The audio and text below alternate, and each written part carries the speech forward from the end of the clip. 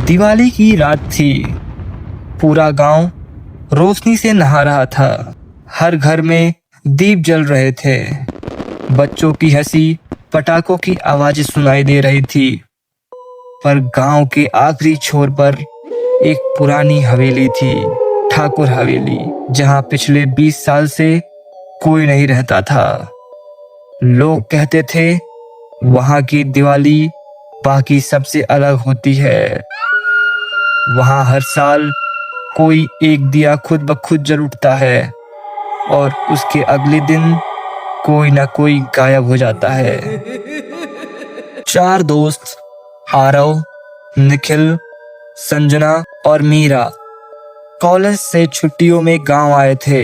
बचपन से सुने उस हवेली की कहानी को सच या झूठ साबित करने की ठान ली।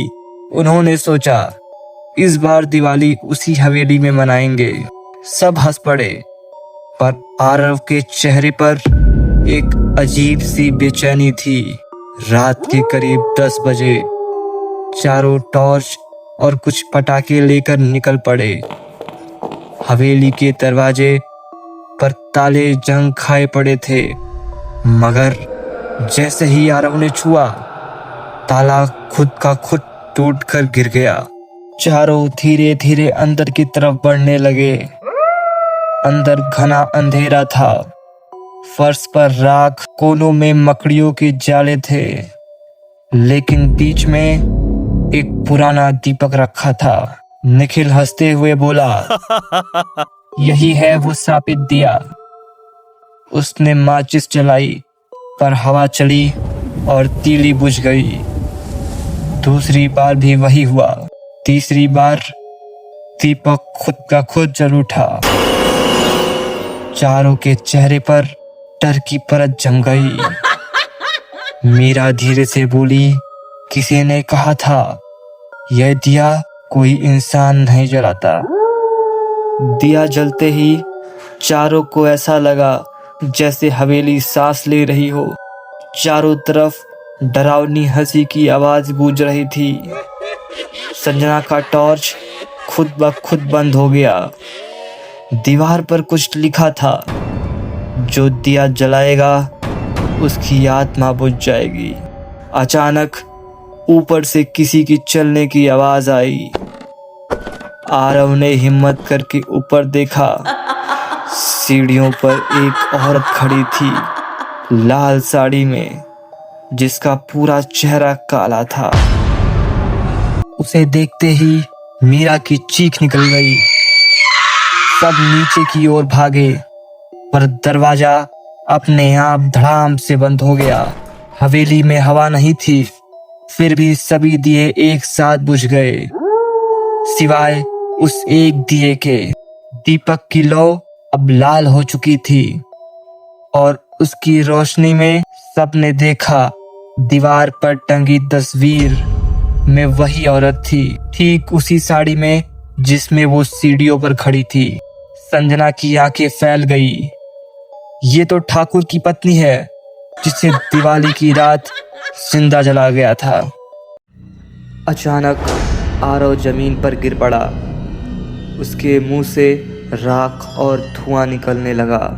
उसकी आंखें अब दीपक की लौ जैसी लाल हो गई थी। ओठ कांपने लगे, मगर आवाज किसी और की थी। मैं लौट आई हूँ और आज कोई नहीं जाएगा। चारों तरफ दीवारें कांपने लगी। छत से राख ऐसे बरस रहे थे जैसे आसमान ही जल उठा हो। हवेली की दीवारों पर दरारें फटने लगी। हर दरार से जलते हुए चेहरे निकलने लगे, चेहरे जो तड़प रहे थे जैसे कोई आग में जिंदा झुलस रहा हो।